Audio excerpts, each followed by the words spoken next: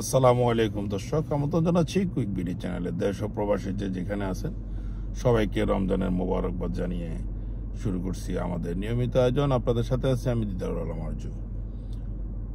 আজকে যে বিষয়টা নিয়ে কথা বলতে চাচ্ছিলাম, সুপ্রিয় দর্শক, আমাদের বাচ্চা কাচ্চা ছেলে মেয়ে যারা প্রবাসে আছেন এবং কি যারা মধ্যপ্রাচ্যে আছেন, যারা গালফে যেসব ছেলে মেয়েগুলো নিয়ে তারা প্রবাসে আছেন, ফ্যামিলিগুলা, তাদের উদ্দেশ্যে কিছু বলতেছি এবং কি আমার কিছু কাছের মানুষও আছেন তাদেরকেও বলছি। যারা ছেলে মেয়েগুলা পড়াশোনা করতেছে দেশের বাইরে, এই গালফ যেটা আরবিয়ান কান্ট্রিতে একটা স্বাচ্ছন্দ্য বোধ করি আমরা, যে আমরা মুসলিম, আমাদের ইসলাম ধর্মের মানুষ, আমরা মুসলিম পরিবারে যেহেতু জন্মগ্রহণ করছি, মুসলিমদেরকে আমাদেরকে আল্লাহ তাআলার আদেশ নিষেধ মেনে চলতে হবে। যে একটা 5 ওয়াক্ত যে নামাজের যে একটা তৃপ্তি, এই তৃপ্তিটা আরব গালফে পাওয়া যায়, আমার বাংলাদেশে পাওয়া যায়, আরো কিছু কিছু কান্ট্রিতে পাওয়া যায়। এই আরবিয়ান কান্ট্রিগুলোতে যে আজানের একটা ধ্বনি, এই ধ্বনিটা যে কত মধুর লাগে, যে একসাথে একযোগে একই টাইমে প্রত্যেকটা মসজিদে আজানের ধ্বনি। তো আমরা আমাদের ছেলে মেয়েদেরকে যতক্ষণ পর্যন্ত আমাদের মা বাবার সাথে আছে ততক্ষণ পর্যন্ত আমাদের কর্তব্য হচ্ছে ছেলে মেয়েদেরকে ইসলামের দিকে, আল্লাহ তাআলার কাজের দিকে, দ্বীনের কাজে, ইসলামের কাজে, ইসলাম ধর্ম সম্বন্ধীয় জ্ঞান অর্জন করার জন্য, আল্লাহ তাআলার কাজে 5 ওয়াক্ত নামাজ আদায় করার জন্য। যে আমরা একটা মা বাবার সাথে থাকলে যে একটা গাইড করলে বাচ্চা কাচ্চা ছেলে মেয়েদেরকে, তখন এই ছেলে মেয়েগুলা আস্তে আস্তে আপনারা এরা এই ইসলামের দিকে, আমাদের ধর্মের দিকে মোটামুটি তাদের একটা অনুসরণ থাকে। যে মা বাপ যে পথে যাচ্ছে, মা বাপ যেভাবে নামাজ পড়ছে, যেভাবে গাইড করতেছে, ওভাবেই ছেলে মেয়েগুলো বড় হলে, ছেলে সন্তানগুলো হচ্ছে যে আল্লাহ তাআলার একটা নিয়ামত। এই ছেলে সন্তানগুলোতে আপনারা আমাদের যারা মা বাপ যারা আছি আমরা, এদেরকে সুশিক্ষা দিলে এরা সন্তানরা, আপনি যখন একদিন মারা যাবেন, মারা গেলে যখন এই সন্তানদের যখন এই দোয়াটা মা বাবার জন্য ওখানে পৌঁছবে। সন্তানের দোয়া যেরকম মা বাবার জন্য খুবই দরকার, ইম্পর্টেন্ট, খুব দ্রুত আল্লাহ তাআলা কবুল করেন, সন্তানের জন্য মা বাবার দোয়াটা আল্লাহ তাআলা খুব দ্রুত কবুল করেন। সমান, উভয় সমান। আসুন, এই ছেলে সন্তানদেরকে আপনার কাছে যত ইসলামের শিক্ষা যতটুকু আপনার কাছে আছে আপনি ততটুকু দিলেন, আলহামদুলিল্লাহ।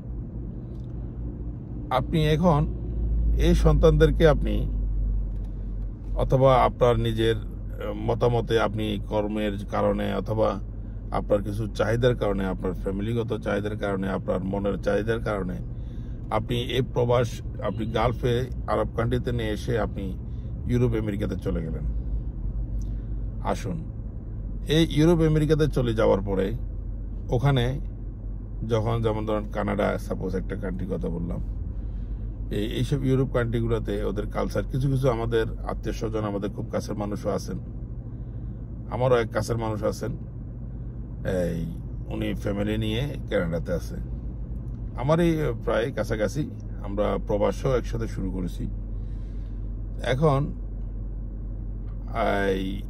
এই ব্যক্তি কানাডাতে যাওয়ার পরে তার কাছে যে ইসলামের, যে আমরা মুসলমানের ইসলামের যা কিছু ওনার কাছে ছিল, তো উনি ওই কানাডাতে যাওয়ার পরে ওই আপনার ইসলামটাকে উনি ইনশাআল্লাহ দাফন করে ফেলছেন, মানে নিজের কাছে, মানে দাফন না, মোটামুটি আহত করে ফেলছেন।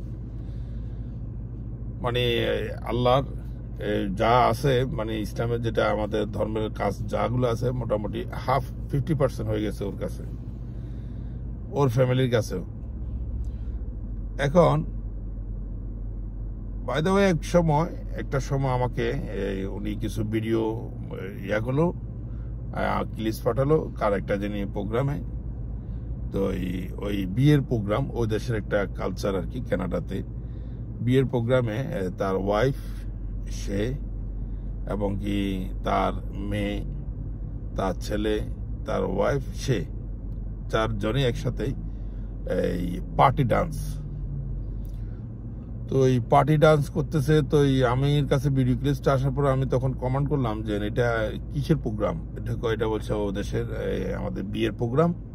তো বিয়ের প্রোগ্রামে এইভাবে তো এই তুমি এবং তোমার ছেলে মেয়েরা একসাথে এভাবে ডান্স করতেছো, এটা ও দেশের কালচার। বিয়ের প্রোগ্রামে এই মা ছেলে এবং উপযুক্ত মার সমানই, বয়সের সমান, চেনা যাচ্ছে না, সব ড্রেস আপ, গেট আপ সব চেঞ্জ। ও দেশের ড্রেস তো আপনি জানেন, তো এটা শর্ট ড্রেস, সব পার্টি ড্রেসও একদম খুবই ফিটফাট ড্রেস। তো এখন আমি ভিডিওটা দেখি, আমি হায় রে আল্লাহ,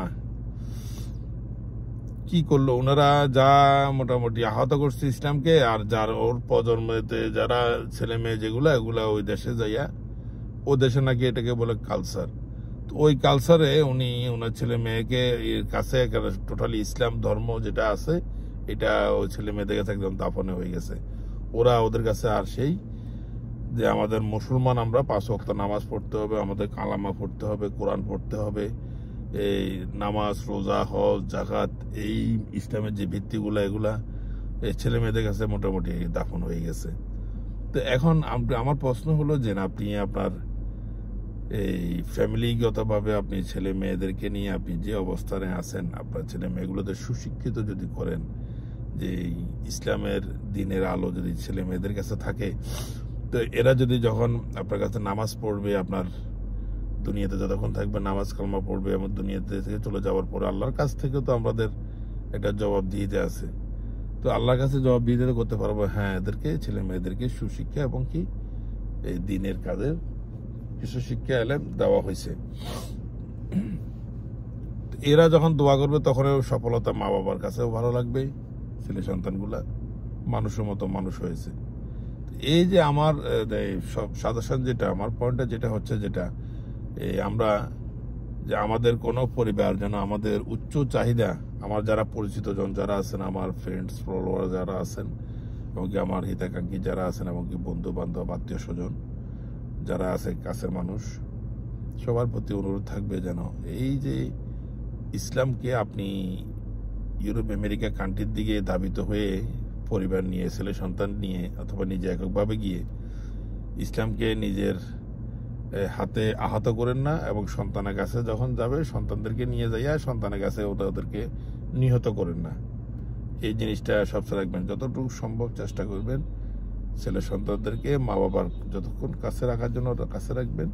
মনে রাখবেন আমাদের গন্তব্য এক জায়গায়, যেখানে এই নিজ ঠিকানা নিজের বাংলাদেশ, যারা আছেন বাংলাদেশে নিজ গ্রাম, নিজ ঠিকানা, ওখানে আমাদের গন্তব্য। আমাদের ছেলে মেয়েদেরকে, আপনাদেরকেও সফর করে এবং কি ভ্রমণ করে আপনি নিজ গন্তব্য দিকে ছেলে মেয়েদেরকে ধাবিত করবেন। মানে ওদিকে যদি মুভমেন্ট যদি করেন, তাহলে একটা জিনিস কি, ছেলে মেয়েগুলোর নিজের আত্মীয় স্বজন অথবা নিজের পিতৃক ভিটা, ওই জায়গাটার প্রতি একটা মায়া টান থাকবে। আর আরেকটা কথা, যেটা এই ভ্রমণ ইউরোপ আমেরিকাতে আপনাকে যেতে হবে না তা বলছি না, ওইসব ইউরোপ আমেরিকা আপনি ভ্রমণে যাবেন, সমস্যা নাই, আপনি ভিজিট করবেন, ভিজিটে যাবেন, ভ্রমণে যাবেন, ফ্যামিলি নিয়ে যাবেন, এসব ভিজিটের সমস্যা নাই। যেসব ভিজিট করলে আপনার জ্ঞান অর্জন হবে, আপনার মাইন্ড ফ্রেশ হবে। ভ্রমণ করাটা এটা সমস্যা না, ওটার আছে, আপনার সমস্যা হবে না। ভ্রমণ করবেন, ভ্রমণ করলে ছেলে মেয়ে বাচ্চা কাচ্চারা খুশি থাকবে, মাইন্ড ফ্রেশ থাকবে, ভ্রমণের সমস্যা নাই। কিন্তু আপনি স্থায়ীভাবে ওখানে ঠিকানা করে ছেলে মেয়েদেরকে এভাবে ইসলামকে নিহত করবে না ছেলে মেয়েদের হাতে, এতটুকু অনুরোধ রইল। রমজান মাস, আর বেশি কথা বললাম না, রমজান শেষ হয়ে আসছে। সবার প্রতি অনুরোধ থাকবে, যারা বেশি বেশি করে দান করবেন এবং বেশি বেশি করে ইবাদত করবেন। আর ফিতরার টাকাটা যেন ঈদের নামাজের আগের দিন, অথবা আগ মুহূর্তে, অথবা এই ঈদের একদিন আগে হলেও আপনার এই ফিতরার টাকাটা হিসাব করে দেওয়ার চেষ্টা করবেন। যদিও ফিতরার টাকা অল্প আসে, ওটা অনেকেরই মিসিং হয়ে যায়, ভুল হয়ে যায়, ঈদের কেনাকাটা যা ঝামেলাতে থাকে এই জন্য মিসিং হয়ে যায়। এই মিসিংটা যেন না হয় এদিকে খেয়াল রাখবেন। ধন্যবাদ। আমার কথা তো অনেকেরই সাথে মিলে যাবে, অথবা অনেকেরই প্রশ্ন আসতে পারে। তো এই জিনিসটা আপনারা ক্ষমা সুন্দর দৃষ্টিতে দেখবেন।